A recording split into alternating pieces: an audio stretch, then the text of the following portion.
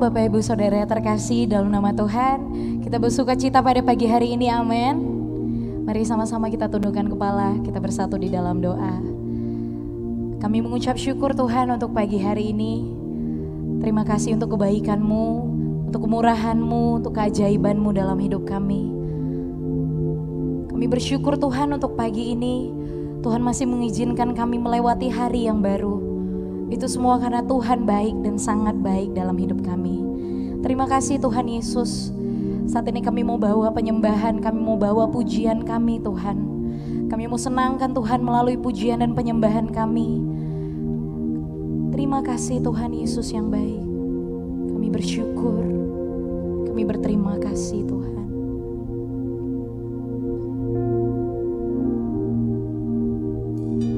Saat indah ku berhadapan denganmu,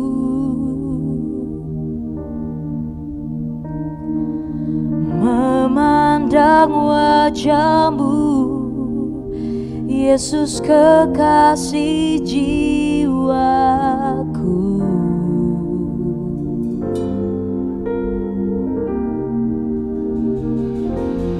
Bawa daku erat dalam pelukan-Mu,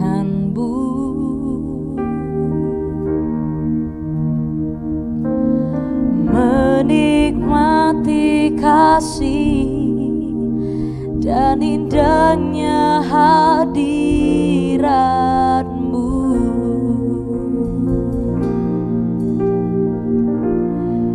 Hadirat-Mu Tuhan, ku rasakan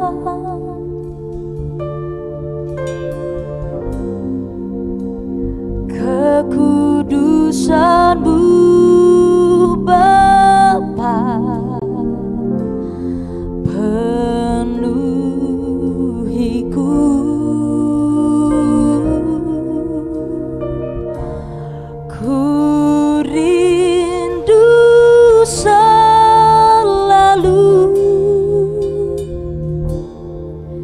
Diam dalam bait-Mu,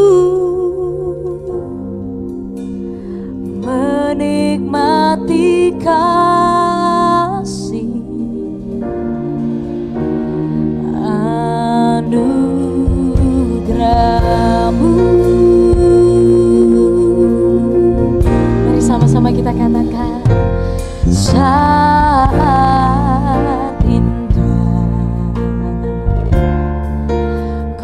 berhadapan denganmu, memandang wajah-Mu, Yesus kekasih jiwaku, dan bawa daku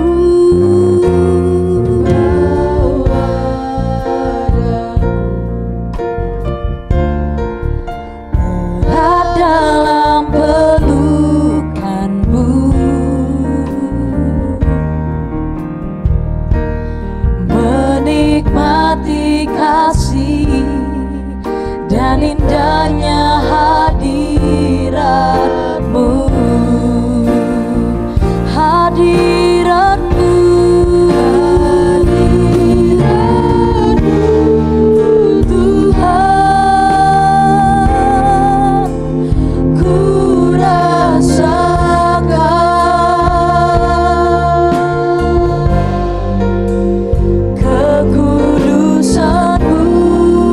Bapa,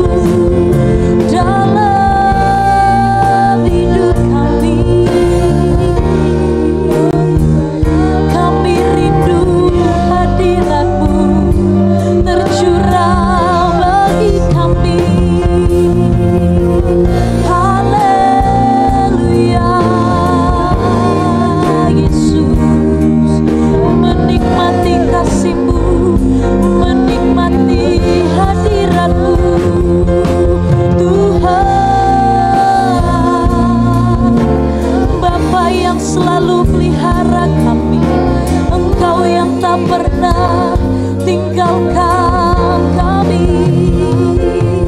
Syukur, syukur bagimu, syukur bagimu.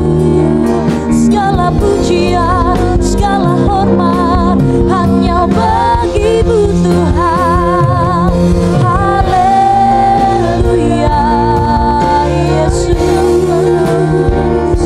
Engkau disenangkan melalui pujian kami. Hadiratmu kami rasakan, hadiratmu membawa damai, hadiratmu memuaskan setiap kami.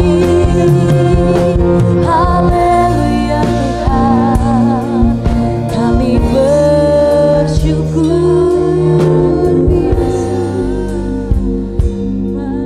Terima kasih Tuhan, Engkau Allah yang selalu ada, Engkau Allah yang tak pernah tinggalkan kami. Kami bersyukur Tuhan Yesus buat pagi ini Tuhan. Kami tahu Engkau selalu ada, Engkau selalu berjalan bersama-sama dengan kami. Kami percaya Tuhan, kami yang berada di rumah kami masing-masing, di tempat di mana kami beribadah saat ini Tuhan, lawatan-Mu tercurah bagi setiap kami, hadirat-Mu memenuhi setiap hati dan pikiran kami Tuhan. Dan saat ini Tuhan kami rindu lebih lagi, kami mau memuji, kami mau menari-nari, kami mau bersorak-sorak hanya buat Tuhan. Terima kasih Tuhan Yesus yang baik. Mari yang siap memuji Tuhan bersama-sama dengan saya kita katakan amin. Shalom. Boleh saya melihat tangan-tangan dilambaikan? Puji nama Tuhan. Kita bersuka cita pada pagi hari ini dan kita mau memuji Tuhan. Amin. Haleluya.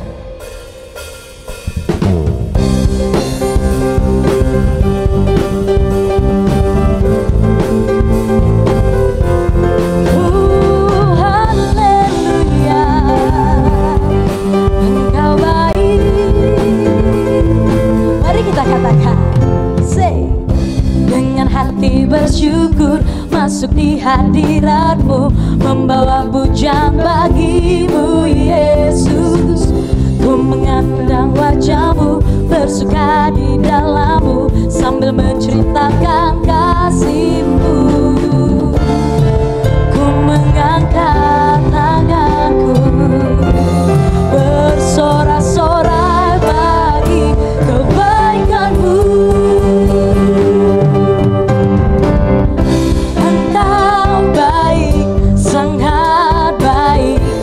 Setiamu tak pernah berubah. Engkau baik, sangat baik. Kasih setiamu tak pernah berubah.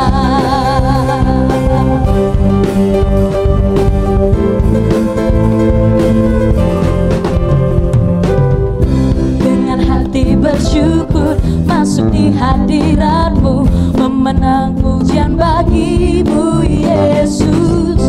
Ku memandang wajah-Mu, bersuka di depan-Mu, sambil menceritakan kasih-Mu. Ku mengangkat tanganku, bersorak-sorai bagi kebaikan-Mu. Mari katakan, Engkau baik, sangat baik. Kasih setiamu tak pernah berubah. Engkau baik, sangat baik. Kasih setiamu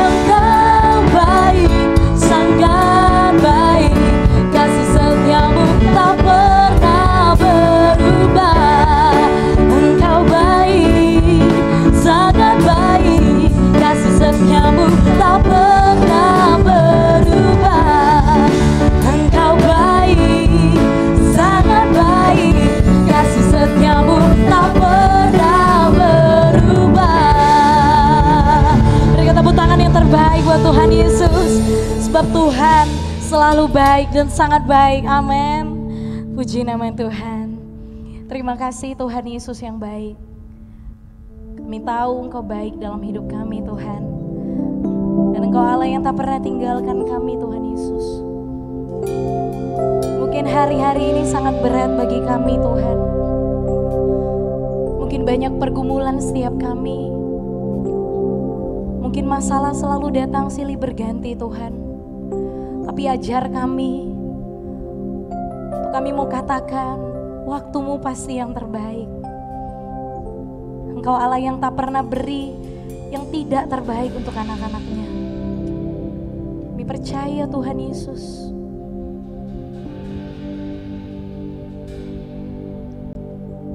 Bila Kau izinkan sesuatu terjadi, ku percaya semua untuk kebaikanku.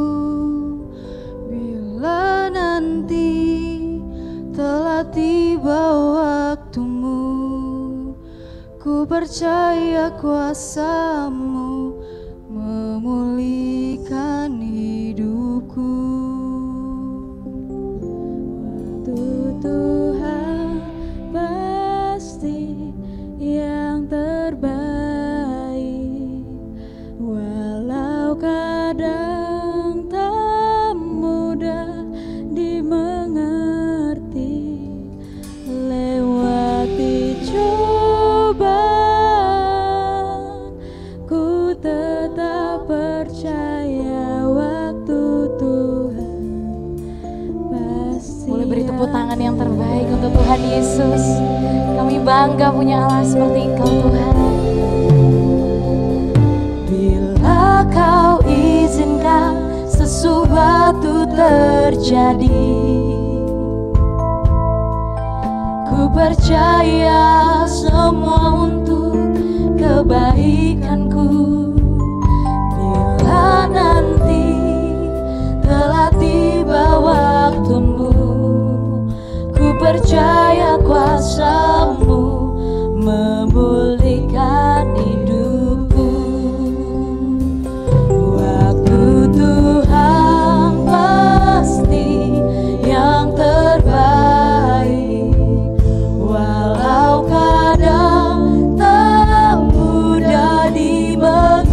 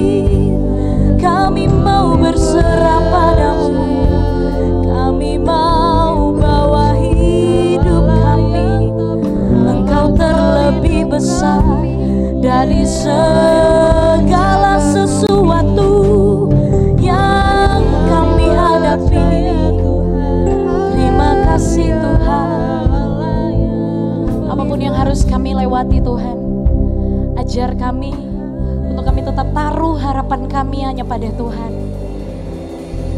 Walaupun banyak hal yang mustahil bagi kami Tuhan, tapi kami tahu Engkau satu-satunya jalan keluar. Sebab Engkau terlebih besar, Engkau lebih besar dari apapun yang kami hadapi Tuhan. Ajar kami untuk punya iman yang besar, untuk kami terus menaruh harapan kami hanya padamu Tuhan Yesus. Terima kasih Tuhan, terima kasih Tuhan Yesus.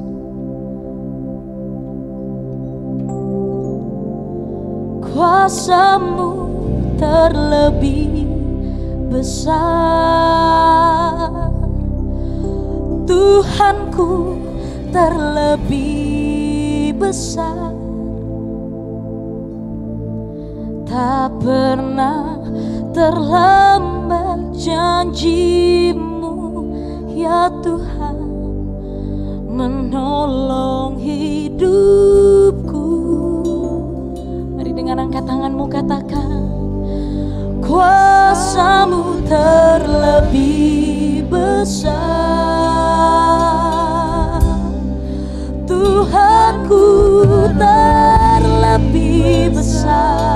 Engkau lebih besar Tuhan, tak pernah terlambat janji-Mu ya Tuhan, pulihkan hidupku. Kuasa-Mu terlebih besar, Yesus terlebih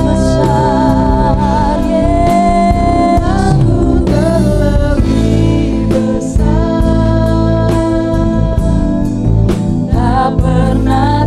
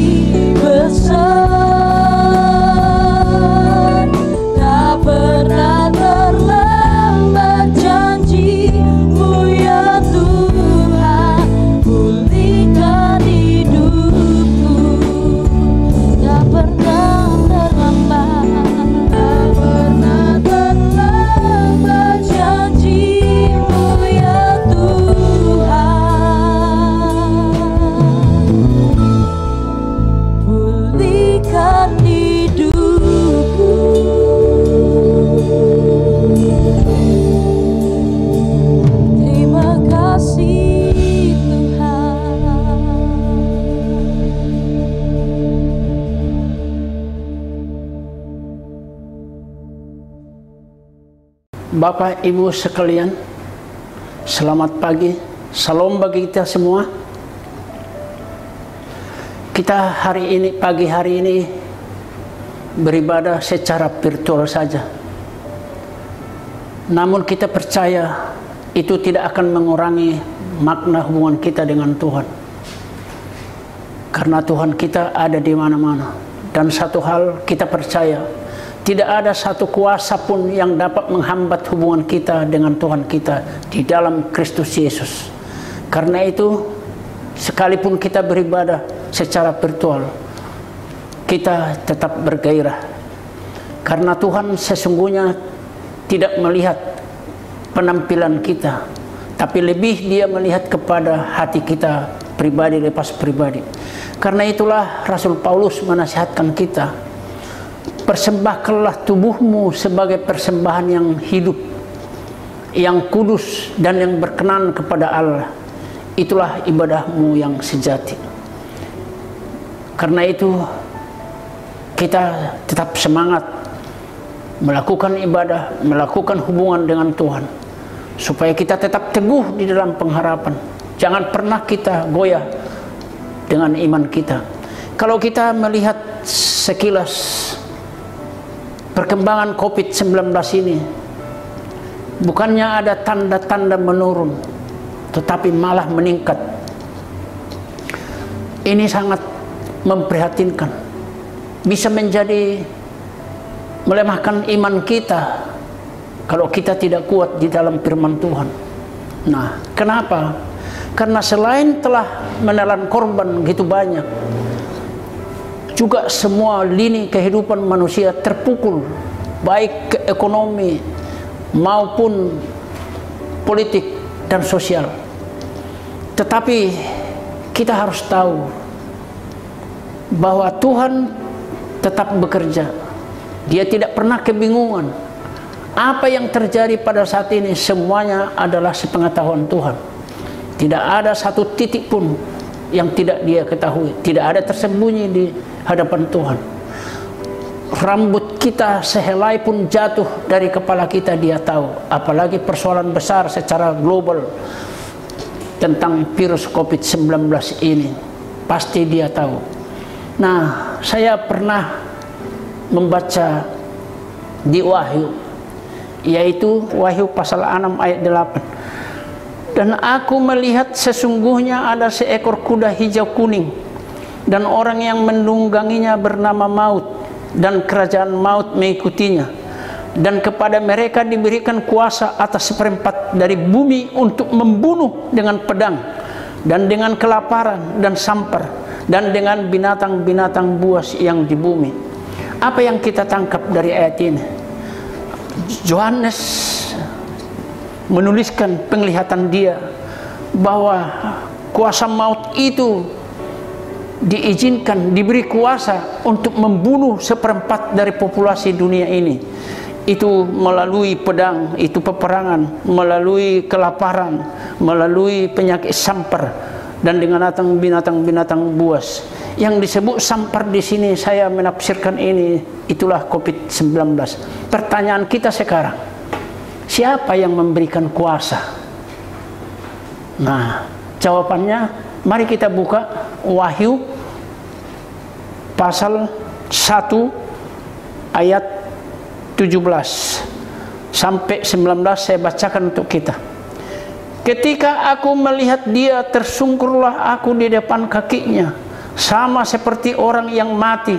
Tetapi Ia meletakkan tangan kanannya di atasku, lalu berkata, jangan takut, aku adalah yang awal dan yang akhir, dan yang hidup.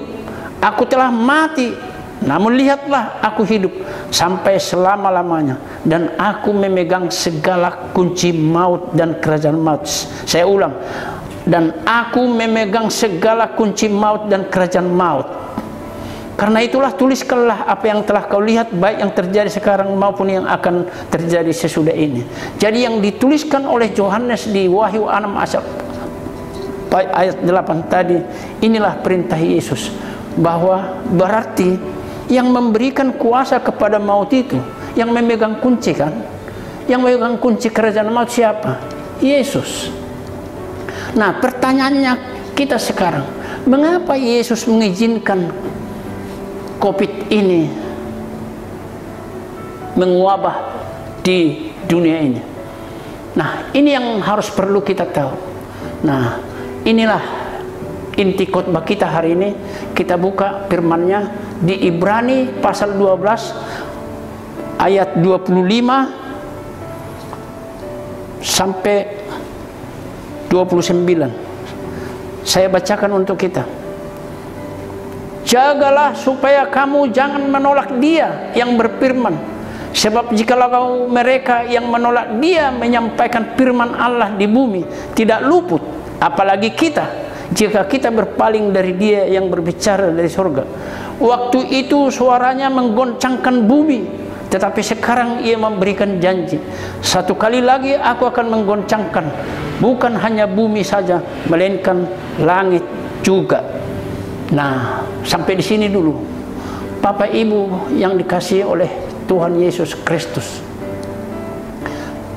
Di sini jelas berfirman, Dia akan menggoncangkan seluruh bumi ini. Bukan hanya bumi ini aja mau digoncangkan, Dia berjanji bahkan langit pun akan digoncangkan. Apa yang kita tangkap dari situ? Karena Dia yang memegang kuasa, baik di bumi maupun di surga. Tapi apa tujuannya? Saya sambung ayat 27-nya.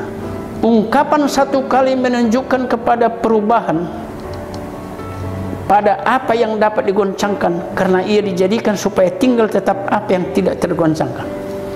Jadi Tuhan mengadakan goncangan ini, semua mau tergoncang. Untuk apa tujuan Tuhan mengadakan goncangan ini? Supaya dunia bisa melihat dan mengetahui bahwa ada sebuah kerajaan yang tidak tergoncangkan. Apa itu? Itulah kerajaan Allah, the King of God. Itulah kerajaan yang tidak tergoncangkan. Supaya ada tergoncang seluruh dunia ini, tapi supaya tetap tinggal yang tidak dapat tergoncangkan. Itulah kerajaan Allah. Nah, itulah tujuan Allah mengizinkan ini semua terjadi. Supaya apa tujuannya sebenarnya? Tujuannya adalah supaya kita sadar bahwa ada yang berkuasa, ada yang mempunyai kerajaan. Itu kerajaan yang tidak tergoncangkan. Pertanyaan kita sekarang, sudahkah kita masuk terdaftar di dalam kerajaan Allah itu? Kerajaan yang tidak tergoncangkan itu? Itu yang menjadi pertanyaan kita sekarang. Nah, mari kita buka jawabannya. Kita buka Matius 18 ayat 3. Lalu berkata, ini maksudnya Yesus, aku berkata kepadamu, sesungguhnya jika kamu tidak bertobat dan menjadi seperti anak kecil ini, kamu tidak akan masuk ke dalam kerajaan surga. Inilah sebenarnya kita memandang peristiwa ini terjadi supaya kita bertobat. Ini intinya. Nah, saya percaya seluruh jemaat mengerti apa itu pertobatan. Inti pertobatan adalah melakukan seluruh kehendak Allah sesuai dengan firman-Nya. Itu inti pertobatan. Melakukan seluruh kehendak Allah sesuai dengan firman-Nya. Itu pertobatan. Jadi Tuhan menggoncangkan dunia ini sekarang supaya kita bertobat. Nah, supaya kita bertobat, supaya kita termasuk di dalam kerajaan yang tidak tergoncangkan itu. Itu tujuannya. Nah, supaya kita masuk ke dalam kerajaan itu, Matius 18 ayat 3 ini berkata, kita harus bertobat. Dan bukan hanya bertobat, kamu tidak akan menjadi seperti anak kecil. Nah, pertanyaan, seperti apa anak kecil? Anak kecil terhadap ayahnya mempercaya seluruh apa yang dikatakan ayahnya. Bahkan apa yang dijanjikan ayahnya dia terus percaya. Seperti itu anak kecil. Nah, untuk jelasnya kita buka firman Markus 10 ayat 15. Aku berkata kepadamu, sesungguhnya barang siapa tidak menyambut kerajaan Allah seperti seorang anak kecil, ia tidak akan masuk ke dalamnya. Jadi maksudnya supaya kita menerima firman itu sebagaimana dinyatakan tadi di ayat 25, jangan kita pernah menolak. Firman itulah jadikan kita kita jadikan hidup kita. Barulah kita masuk ke dalam kerajaan itu. Karena hukum kerajaan itu adalah firman. Nah, kan firman Tuhan berkata, Roma 14 ayat 17, sebab kerajaan Allah bukanlah soal makanan dan minuman, tetapi soal kebenaran, damai sejahtera dan sukacita oleh Roh Kudus. Nah, kita inilah yang diharapkan Tuhan dari kita atas peristiwa ini semua, supaya kita mulai memikirkan hal-hal yang di surga, hal-hal kerajaan Allah, supaya kita mulai mengerti apa sebenarnya dikehendaki Tuhan. Untuk apa sebenarnya kita diselamatkan oleh Tuhan? Untuk apa? Supaya kita hidup untuk Dia. Itu sebenarnya tujuan utama.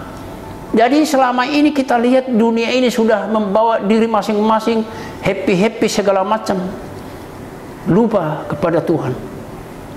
Inilah mungkin Tuhan menegur kita semua di bumi ini supaya kita sadar akan itu. Coba kita buka 2 Korintus 5 ayat 15. Dan Kristus telah mati untuk semua orang. Supaya apa? Supaya mereka yang hidup tidak lagi hidup untuk dirinya sendiri, tetapi untuk Dia yang telah mati dan telah dibangkitkan untuk mereka. Jadi selama ini yang egoistis, tidak pernah memikirkan kerajaan surga, mulai sekarang diminta kita untuk memikirkan hal itu.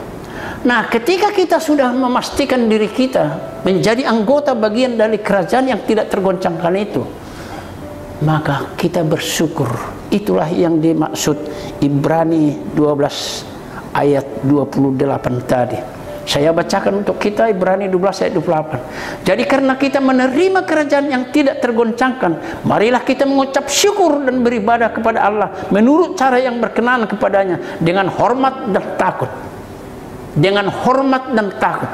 Apa arti hormat? Saya buat ilustrasi hormat. Jika saya menghormati seseorang, tidak mungkin saya melakukan hal yang tidak dia sukai di hadapan. Sama dengan Tuhan. Kalau kita menghormati Tuhan, jangan kita lagi melakukan hal-hal yang tidak disukai oleh Tuhan. Nah, berbicara tentang Tuhan, kalau kita berbicara tentang Tuhan, tinggalkan kejahatan. Itu kuncinya. Dan itulah yang disebut sebenarnya pondasi itu. Nah, mari kita baca 2 Timotius 2. 2 Timotius 2 ayat 19 supaya kita mengerti Tuhan mengenal siapa miliknya.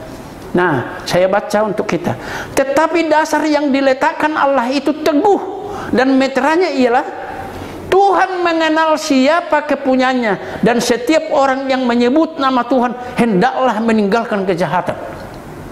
Nah, intinya kalau kita sudah berbicara tentang Tuhan, tinggalkan kejahatan itu. Nah, pertanyaannya sekarang, Tuhan mengenal siapa kepunyaannya? Pertanyaan kita sekarang, kita sudah mengenal Tuhan. Pertanyaan kita, sudahkah kita dikenal oleh Allah? Itu pertanyaannya. Sudahkah kita dikenal oleh Dia? Mari jawabannya kita buka 1 Korintus 8 ayat 3. Tetapi orang yang mengasihi Allah, ia dikenal oleh Allah. Jadi saudara mengasihi Allah, barulah dikenal Allah. Kalau saudara menolak Allah, mana bisa dikenalnya? Nah, sekarang apa definisi mengenal? Yohanes 14 ayat 15.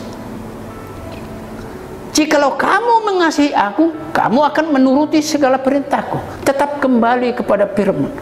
Ikuti perintah Tuhan, baru Dia mengenal Anda.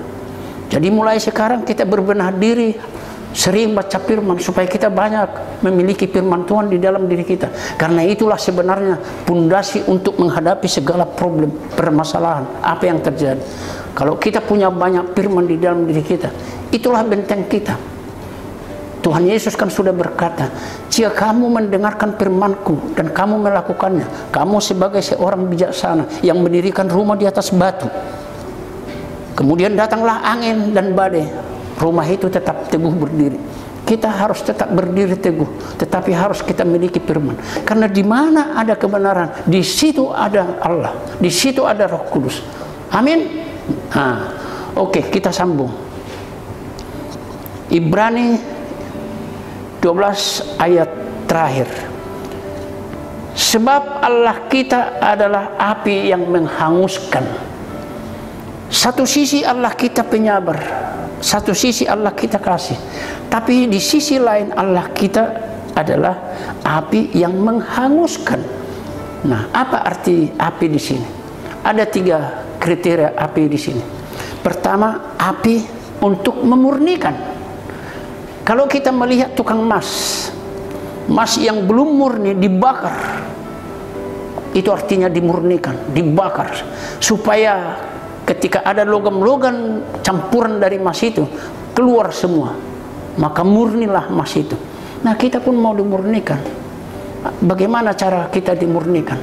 Supaya kita tidak berpikir lagi hal-hal yang lain selain kepada Tuhan. Nah, saya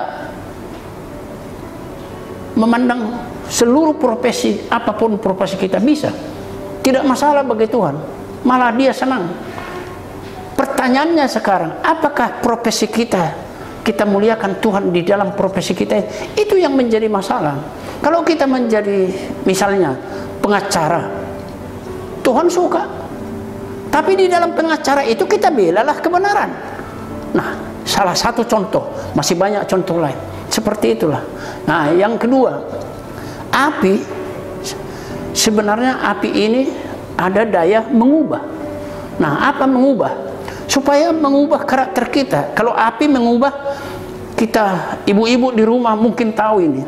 Waktu masak air, dia panasi di atas kompor, maka berubah dia menjadi uap. Ketika kompornya lama menyala, tidak diangkat-angkat, bisa habis airnya, jadi uap, jadi mengubah. Nah, di dalam kerohanian, di dalam maksud Tuhan, api yang menghanguskan, Dia mau mengubah kita. Mengubah dari mana? Mulai dari tabiat lama supaya menjadi tabiat baru. Yang baru itu apa? Yang baru adalah sifat-sifat Allah. Sebenarnya kita diciptakan menurut gambar dan rupa Dia, kan? Karakter Dia yang telah ditanamkan kepada kita, sifat Dia sudah ada dalam diri kita. Itu mau dibuka lagi. Itulah kita sebenarnya mau diubah. Dengan kata lain, supaya kita menjadi anak kesayangan Tuhan. Seperti apa? Itu firman Tuhan di Keluaran 19 ayat 5. Saya bacakan untuk kita. Keluaran 19 ayat 5. Jadi sekarang jika kamu sungguh-sungguh mendengarkan firman-Ku dan berpegang kepada perjanjian-Ku, maka kamu akan menjadi harta kesayangan-Ku sendiri di antara segala bangsa, sebab Akulah yang punya seluruh bumi.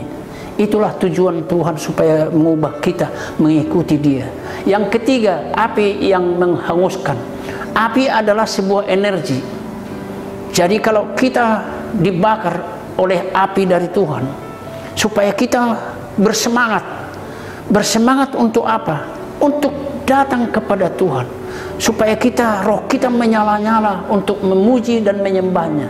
Tetapi satu hal kita harus ingat, kita harus hidup di dalam firman-Nya, karena firman itulah sesungguhnya kehendak Tuhan.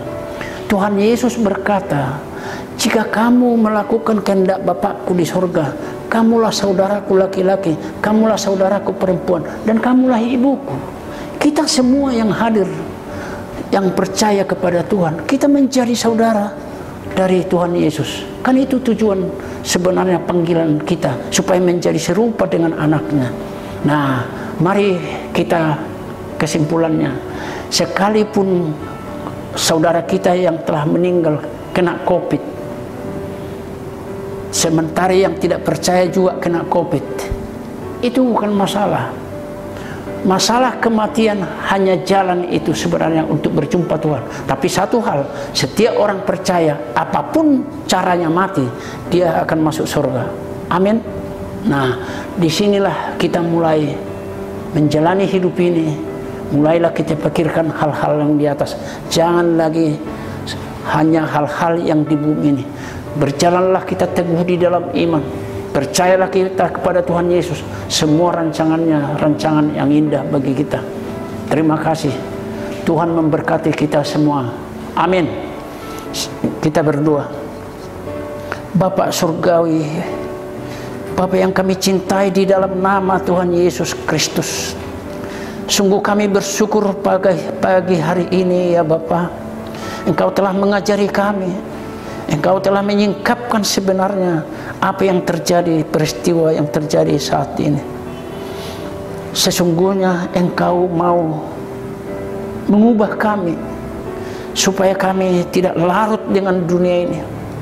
Karena itulah Engkau mengajari kami lewat firman-Mu pada hari ini, bahwa kesulitan-kesulitan yang kami hadapi sekarang itu sebenarnya adalah kesulitan biasa. Karena itu telah Kau ungkapkan di dalam firman-Mu segala apa yang terjadi pada saat ini. Yang penting kami menangkap dari firman-Mu itu. Kami akan mendekatkan diri kepada-Mu Tuhan. Kami tidak dapat berjalan sendiri. Hanya penyertaan-Mu lah Tuhan yang kami harapkan. Kami dapat melewati seluruh masalah-masalah yang terjadi pada saat ini di bumi ini. Biarlah janji-Mu yang Kau berkata, aku tidak pernah melupakan-Mu dan tidak pernah meninggalkan Engkau sendiri. Aku akan menyertai-Mu sampai pada akhir zaman. Kami percaya itu Tuhan. Setiap perkataan yang keluar dari mulut-Mu itu kami pegang dan itu kami tangkap. Biarlah penyertaan-Mu sempurna bagi setiap kami yang percaya kepada-Mu. Di dalam nama Yesus Kristus kami telah berdoa dan mengucap syukur. Mari kita sama-sama yang percaya katakan amin. Shalom, sikap saling mengampuni dan memaafkan adalah nilai kekeluargaan yang harus kita bangun dalam gereja kita. Bersama saya Citra, kita akan menyaksikan HCWS sepanjang minggu ini.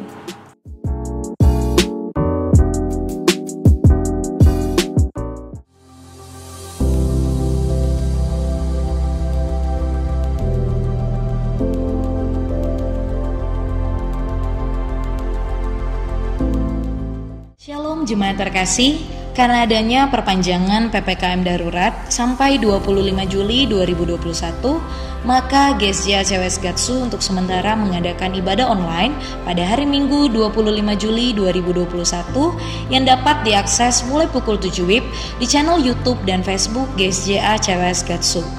Untuk minggu-minggu selanjutnya, kami akan memantau perkembangan yang ada dan menginformasikan lebih lanjut. Mari bersama kita satukan hati terus mendoakan bangsa Indonesia tercinta. Stay at home, stay safe, and stay healthy. Tuhan Yesus memberkati.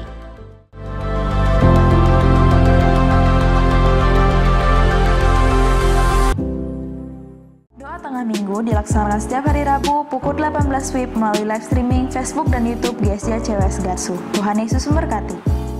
Bapak, Ibu, Saudara-saudari yang ingin mengambil unsur perjamuan kudus dapat mengambilnya melalui sekretariat gereja. Tuhan Yesus memberkati. Umur panjang di tangan kanannya, di tangan kirinya kekayaan dan kehormatan. Selamat ulang tahun bagi Bapak, Ibu, Saudara-saudari yang berulang tahun sepanjang minggu ini.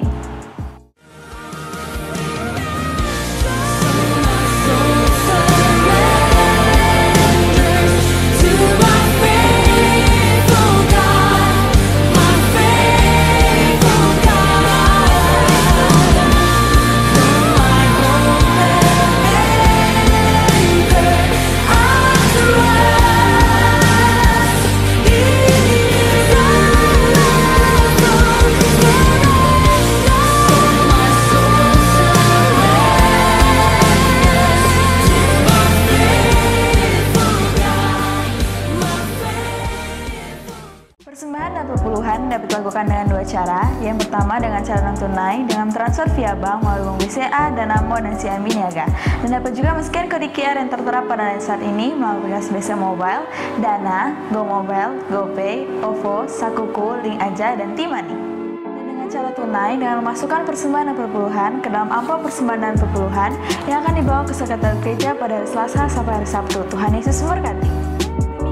CWS sepanjang minggu ini, tiba saatnya kita membawa persembahan yang terbaik untuk Tuhan. Selamat Tuhan Yesus memberkati.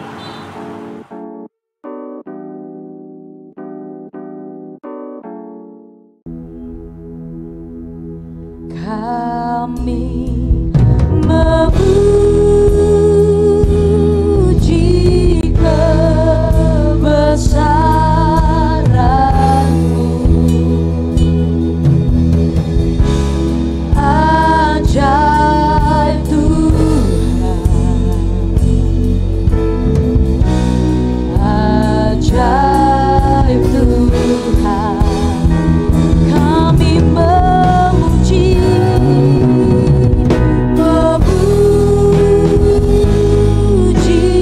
kebesaran-Mu, ajaib Tuhan,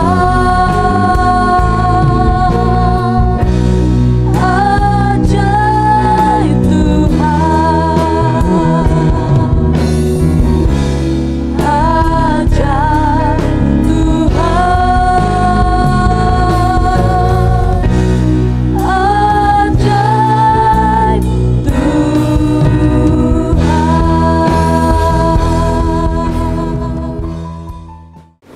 Bapak, terima kasih untuk berkat-Mu pada hari ini dalam ibadah online kami. Kami berdoa berkatilah umat-Mu, apa yang sedang mereka alami Tuhan, Engkau menjamah, Tuhan melawat, Tuhan memberikan kesembuhan, Tuhan memberikan pemulihan, Tuhan memberikan kekuatan. Kami berdoa berkati umat-Mu keluar masuk mereka, jauhkan dari terpapar COVID-19, berkati keluarga umat-Mu tetap sehat, tetap dipelihara oleh Tuhan, dipagari oleh pagar perlindungan daripada-Mu Tuhan. Bapak, terima kasih, kami berdoa di masa PPKM darurat ini agar umat-Mu tetap bersukacita, tetap ya Tuhan bersemangat, antusias untuk melayani Tuhan, untuk memuji Tuhan, beribadah kepada Tuhan. Berkati mereka dalam pekerjaan, berkati mereka dalam studi, berkati mereka dalam setiap usaha mereka di masa yang sulit ini. Mereka tetap dipelihara oleh Tuhan, diberkati oleh Tuhan berlimpah-limpah. Kami juga berdoa untuk pemerintahan kami ya Tuhan, mulai dari Bapak Presiden, Wakil Presiden, para menteri, sampai ya Tuhan pemerintahan di daerah-daerah. Tuhan memberkati di dalam mengupayakan ya Tuhan memutus mata rantai COVID-19. Biarlah Tuhan memberikan hikmat, memberikan kekuatan, kesehatan, sehingga pemerintah kami yang sedang bekerja keras dengan nakes dan seluruh ya Tuhan jajaran dan gugus tugas, Tuhan melindungi mereka, Tuhan menyertai mereka, sehingga Indonesia dalam minggu-minggu selanjutnya akan mengalami penurunan dari ya Tuhan angka yang terpapar COVID-19. Kami berdoa Tuhan memberkati Indonesia, Tuhan memberkati kota kami Medan. Terima kasih Bapa, kami bersyukur, kami memuji Tuhan. Berkati bila sebentar kami akan memberikan persembahan, ucapan syukur persepuluhan janji iman kami kepada Engkau ya Tuhan. Berkati umat-Mu yang memberi dengan sukacita, yang memberi dengan sukarela, dengan iman. Berkati mereka berlimpah-limpah di dalam pekerjaan dan usaha mereka.